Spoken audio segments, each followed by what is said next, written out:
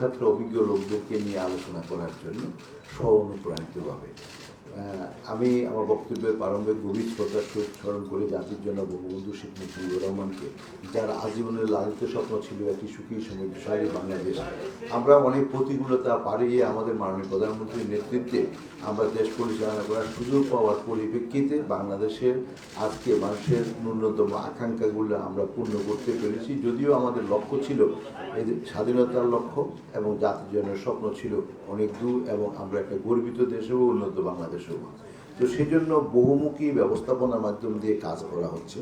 তো আপনাদের আমি সরাসরি যদি এই আইনের বিষয়ে কথা বলতে যাই, আমি কোনো আইনে আমাদের একজন সাবেক এডিশনাল সেক্রেটারি তার বক্তব্য বলেছে 13টি ধাপ আমাদেরকে অতিক্রম করতে হয়। তো সেখানে ওই খুব স্বল্প সময়ের কথা বলছেন, ওই স্মার্টলি করলে 3 মাসে করা সম্ভব যে কোনো আইন। কিন্তু আমাদের আইনের এত সংখ্যা আছে এবং এত সংখ্যা আইন, নতুন আইন, পুরানো আইন আমাদেরকে সংস্কার করতে হয়, যে কারণে সকল এন্টিটিগুলো খুব বিজি থাকে এবং তাদের পক্ষে আসলে এই সময়টা মিট করতে পারে না। তো কিন্তু আমরা প্রতিটি 13টি স্তরে কিন্তু প্রতিটি আইন করার সময় আমাদের পক্ষ থেকে বিচার বিশ্লেষণ করা হয়।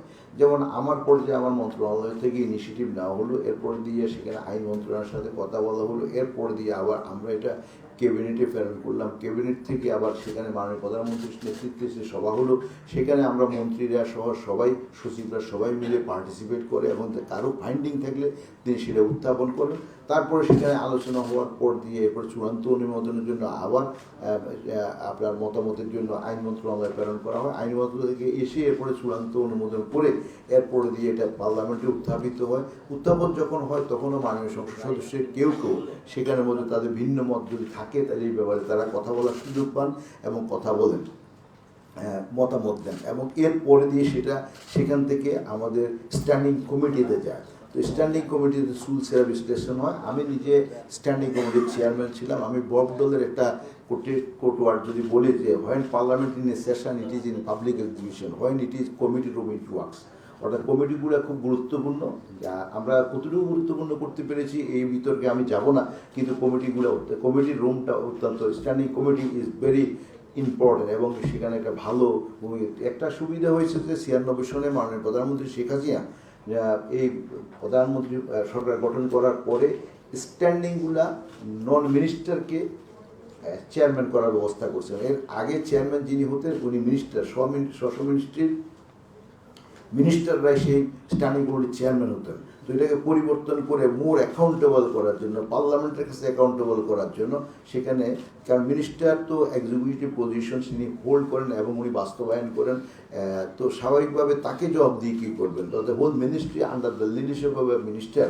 তো সেই জন্য এই কমিটি এইভাবে রিফর্ম করা হয়েছে। আবার এরপর ওখানে করা হয়, এরপর দিয়ে সেখান থেকে আবার সেখানে রিকমেন্ডেড হইয়া সেটা পার্লামেন্টে আসে, সেখানে আবার মাননীয় সংসদ সদস্যদের স্ব অবস্থান থেকে তারা কোনো সংশোধনী এবং ব্যাপক বক্তব্য রাখার সুযোগ পান, এবং কোনো বক্তব্য অথবা কোনো সংশোধনী যদি গ্রহণযোগ্য বলে মনে হয় তাহলে সেগুলোকে আমরা আবার গ্রহণ করি আইনের সাথে কোএক্সিস্টিংয়ের জন্য, যাতে নাকি তারা সেটা অ্যাপ্লিকেশনের মাধ্যম দিয়ে মানুষের সেবা এবং মানুষের যে সমস্ত লক্ষ্য উদ্দেশ্য পূরণের জন্য আইনটি করা হয়েছে অথবা সংস্কার করা হচ্ছে সেটা যেন নাকি ভূমিকা রাখতে পারে। তো এই হলো যে মোটামুটি আমার মনের প্রক্রিয়া। তো এখন আজকে এখানে যে আলোচনা হয়েছে, আমি খুব বিস্তারিত বিভিন্ন বিষয়ে অনেক কথা এসেছে, এগুলো আমার মনে হয় আমার কাছে খুব বেশি আমি এগুলো নিয়ে অ্যাড্রেস করা, দু একটা হয়তো আমি বলবো অ্যাড্রেস করার দরকার নেই। তবে এখানে একটা যে জিনিসটা হয়েছে আমার কাছে খুবই তাৎপর্যপূর্ণ মনে হচ্ছে যে আপনারা আলোচনা যাই করেছেন, এবং দেবদাকে আমি অনুরোধ করবো যে ওনারা নিশ্চয়ই on the basis of today's discussion and anything prior discussion have they did, তো সবগুলোকে মিলিয়ে একটা সামারি, একটা কম্পাইল করে আমাকে যদি একটা কপি দেন, তাই so that I will get the chance to incorporate anything else whenever we go for the আপনার এটাকে অ্যামেন্ডমেন্টের জন্য যদি আমরা যাই। তো আমি মনে করি যে এটা একটা যথাযথ কাজ হয়েছে এখানে দুই একটা বিচ্ছিন্ন জিনিস যেমন আরবান রুরাল আমাদের আছে, তো সেটা একটা আমার মনে হয় এর সাথে খুব রিলেটিভ না আমাদের এজেন্ডার সাথে আজকের আলোচ্য বিষয়ের সাথে, কিন্তু আমাদের দুইটার জন্যই আইন আছে এবং দুইটার জন্যই ব্যবস্থাপনা আছে, সরকারের পক্ষ থেকে করে। এরপরে দেখবো there could be some weakness, some drawback is there, তো আমরা সময় ব্যবধানে সেগুলোকে আমরা ওভারকাম করি, ইলিমিনেট করি। তারপরে দিয়ে আপনার কারিকুলাম যে কথা হচ্ছে, অর্থাৎ আমাদের এনআইএলজিতে যে যাদেরকে ভিলেজ কোর্টের জন্য জাজ হিসাবে নিয়োগ করা হয়, অর্থাৎ যারা বিচারক হবেন, বিচারক কারা হচ্ছেন, যে আমাদের চেয়ারম্যান সাহেব হচ্ছেন।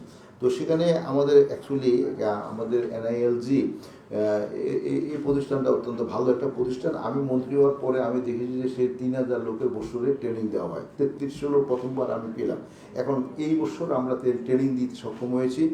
আমি মন্ত্রী হওয়ার পরে I have taken some software reformational activities, and cause of that এবার 43,000 আমরা প্রশিক্ষণ দিতে সক্ষম হয়েছি, জনপ্রতিনিধি। এবং আমাকে আজকে আমি গাড়িতে আসতে আসতে আমার পিএসএফ থেকে এনএলজি ডিজি একটা প্রোগ্রাম চাচ্ছে, যে সেখানে তারা ডিডিএলজি হলো deputy director of local government and the additional SP, এবং আপনার আরও অ্যাডমিন ক্যাডার কারা আছেন, অন্য কোন ক্যাডারের আছেন, তাদের সবাইকে নিয়ে একটা প্রশিক্ষণ কর্মশালা করবেন। এবং সেই প্রশিক্ষণ শনিবারে, কোন একটা শনিবারের কথা বললো, আমি বলব যে তুমি যদি আমাকে বললো, যে আমি বলবো যে সুযোগ হলে তোমরা দিয়ে দাও টাইম, শনিবারে আমার আমি যে যখন থাকি।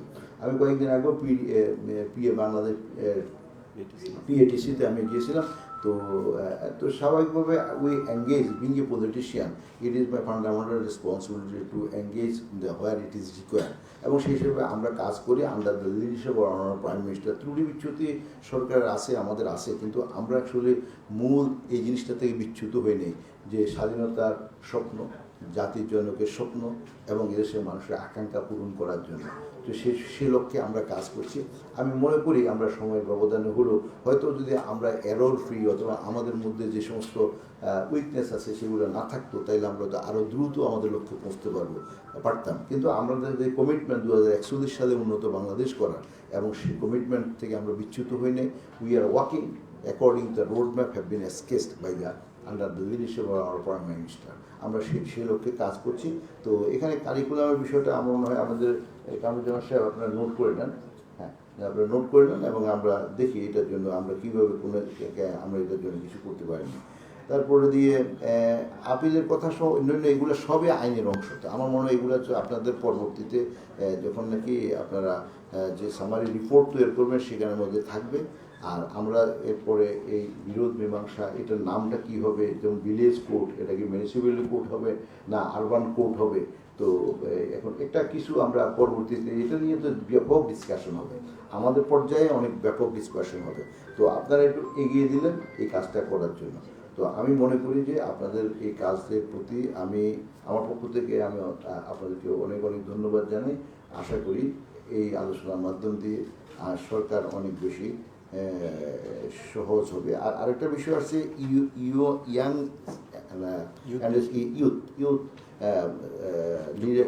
ইউথদেরকে যুক্ত করা। আসলে এটার জন্য এই আইনে আমার মনে হয় খুব একটা কোএক্সিস্ট করে না মনে হয়। সেটা হলো যে আমাদের পৌরসভা আইন আছে, এবং সেই আইনের মধ্যে টোটাল সিটিজেন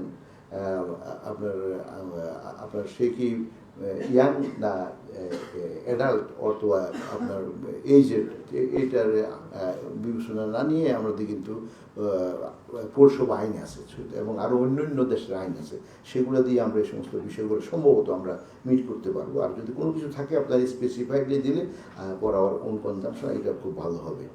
তারপরে দিয়ে তো ঠিক আছে, আমার মনে হয় এই পর্যায়ে যদি আমার বক্তব্য শেষ করলে তাহলে আমার জন্য উপকার হবে, আমার মনে হয় আপনার জন্য স্বাচ্ছন্দ্য হবে। সবাইকে অনেক অনেক ধন্যবাদ। কারণ আমি আরেকটা, it is the number 3rd meeting, and morning 7 o'clock I had to appear in the peacekeeping UN peacekeeping day. Peacekeeping ডেতে সকাল 7টা বাজে আমাকে যেতে হয়েছে, এবং সেখানে প্রোগ্রামটা করেছি। এসে এরপরে আরেকটা মিটিংয়ে গেছি স্বরাষ্ট্র মন্ত্রণালয়ের ওখানে। তো তারপরে দিয়ে এর মধ্যে দিয়ে অফিস করতে হয়েছে, আবার খাওয়া দাওয়া করতে হয়েছে, তারপরে আসলাম আপনাদের এখানে। এখন আরেকটা সভা আছে, যে গুড নাম্বার সবার আই নো যে good number diplomats or waiting for me, the meeting time is at 4 o'clock। তো আমার মনে হয় আমার একটা ভালো সময় কাটলো আপনাদের সাথে। অনেক অনেক ধন্যবাদ, ধন্যবাদ। আসসালামু আলাইকুম।